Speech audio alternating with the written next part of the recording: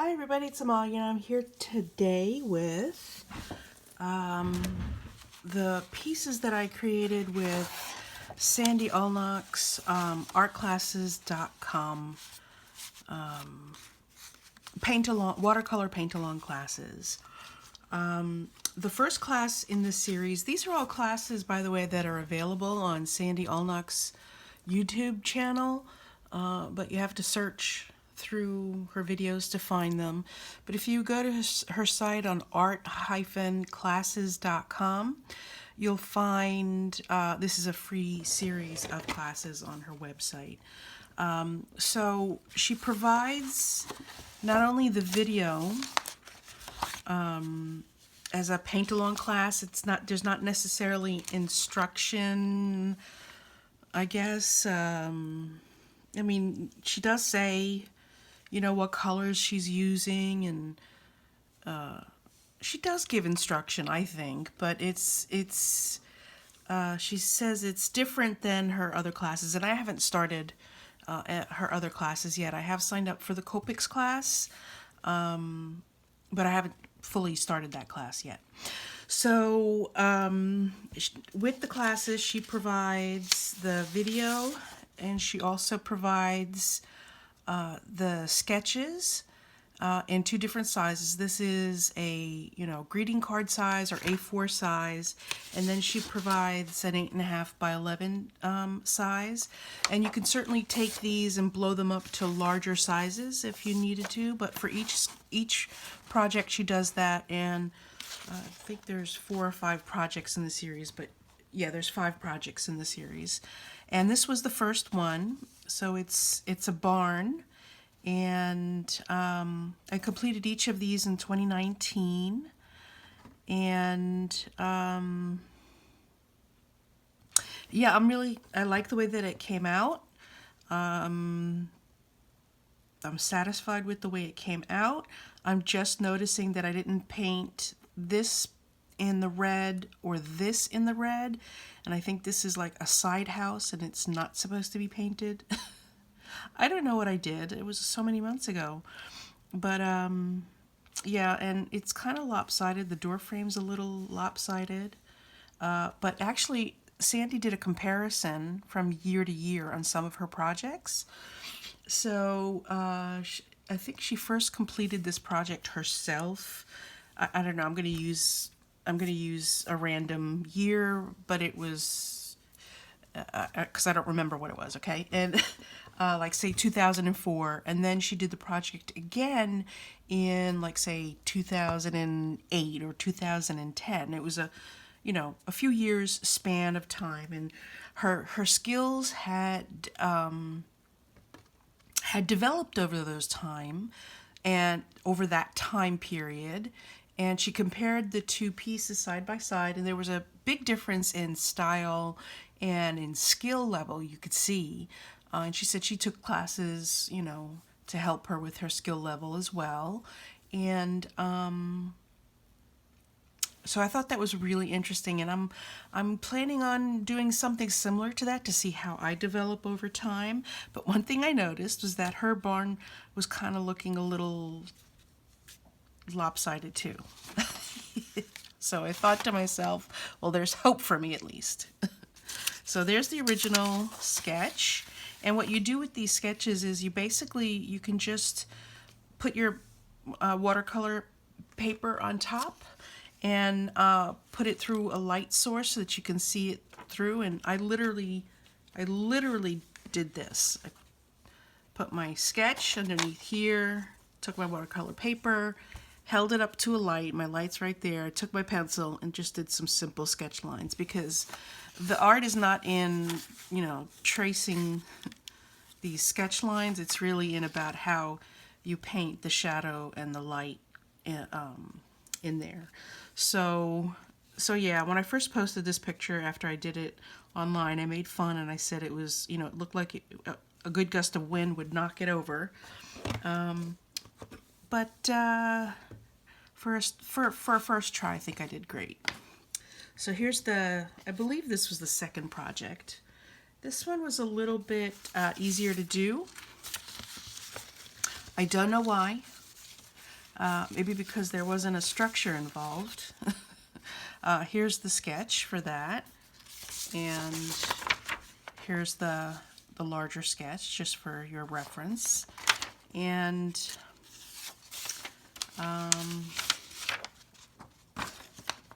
yeah, I got a little, I don't know, a little too enthusiastic about these trees here in the foreground. And I like the way the water feature came out here. I love how my sky came out and the contrast between the earth and the mountain and the sky. I like the colors I used. But that's really the only thing I have to say about it.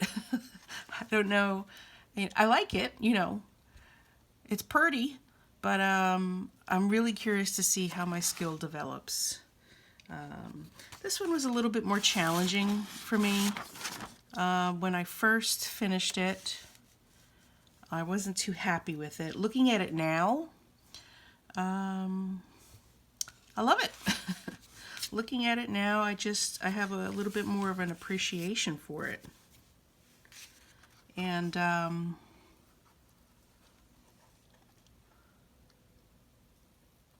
you probably can't see it. There's some shimmer in there, but this was all about, she used a particular type of watercolor paint, and I forget even what was significant about them, but I think it was, I can't remember, but there was a certain thing about these type of paints that she used.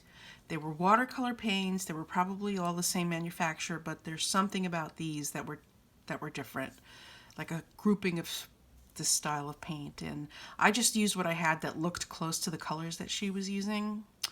And my son is very like pronounced, like it probably should have been a little bit more fuzzy and diffused.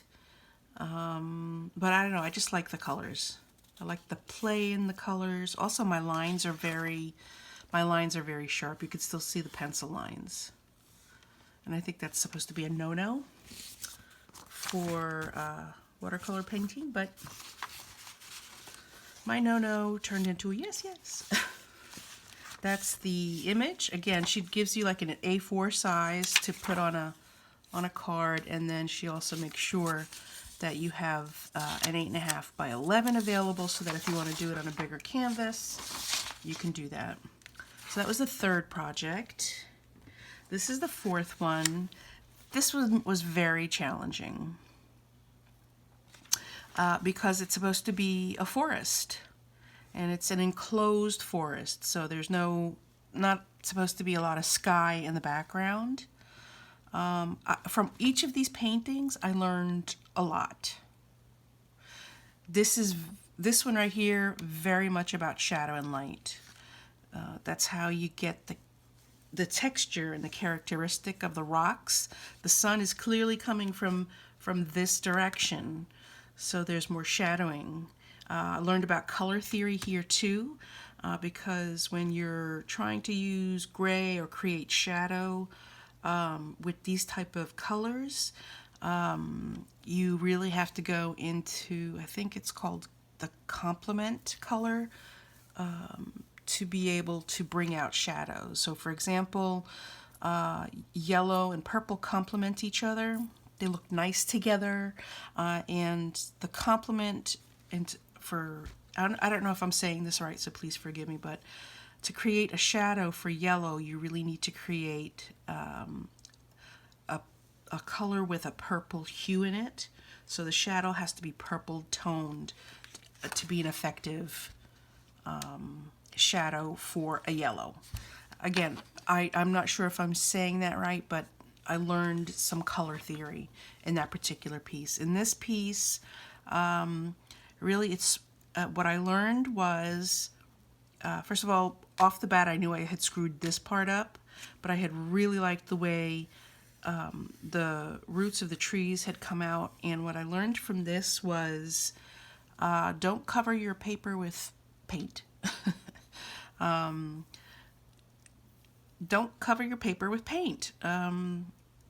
It's the spaces where there is no paint that will draw your eye to the contrast and will create the shadow or the balance that's needed to make your figures stand out. So yeah. So this was a little bit more, I guess, of a, I don't know, a dry brushing technique to go in here, but I specifically, because I had messed up so badly here and just laid out too much paint, I made sure not to fill in so much paint over here. So you can see more texture and definition in the tree trunks than you can, in this area where there's the white spaces that contrast against the color of the brown of the tree trunks.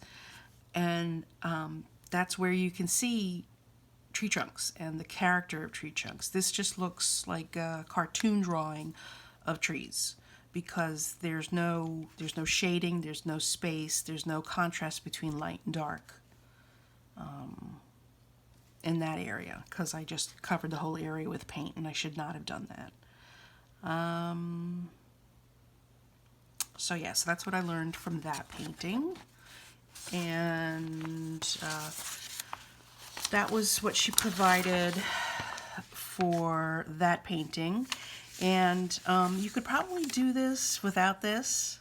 This is the type of painting that you could probably do without that sketch. And when I did the last painting, I didn't even print out. Actually, I printed out the sketch twice. I printed it out the first time, and then I realized I didn't need it. Then I forgot that I realized I didn't need it. And I printed it, and I threw out the original, and then I forgot that I had thrown it out and printed it again, and then realized I didn't need it again and threw that out again. So with this particular painting, I just went full scale, and I did it on a, it's not 8.5 by 11, but it's the paper pad size, and I just did that on the larger size because I thought in a smaller size, I don't know, I just did it on the larger size.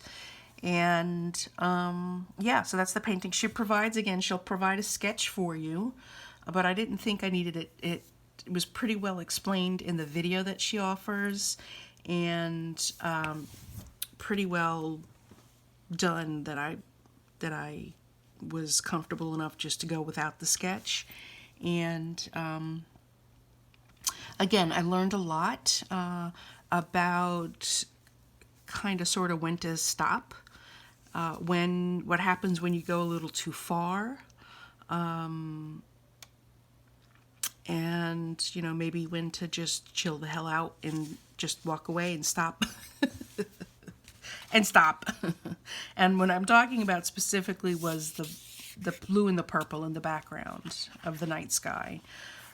It would have been just about perfect, about three strokes less. 1, 2, 3. So yeah. And she shows you how to do the moon. This is basically you're masking out the moon right there. I used a dye to create the shape. I masked it out with some masking fluid. The masking fluid ripped the paper a little bit when I took it off. But I did some painting in the moon. She talks about doing that as well. And yeah, just did some different types of trees and leaves. I add my own little birds in the background, mostly to cover up some mistakes. And yeah, that's my piece right there. I'm pretty happy with that. It's pretty simple but very dramatic. And I don't know if you can see it, but the blacks that I used had a lot of sparkle in them. It's one of the blacks that I made at Kremer Pigment in New York, and that had a lot of sparkle in it. You can't really, I'm sure you can't see it in the camera, but I can see it, and I kind of like it. And yeah, so that's it. Those are the 5 projects that I made with Sandy Allnock's Paint Along class. and it was a lot of fun to do. And I plan on doing it again, maybe at a later date, maybe in a year, after I've taken some more classes with her, or I don't know when, and just trying it again and seeing how hopefully my skills have developed. Anyway, everybody, thanks for watching. I really appreciate you stopping by today and indulging me with my little project show and tell. Please leave a comment below, and don't forget to subscribe to my channel, and click thumbs up because it helps out a lot. Thanks, everybody. Bye.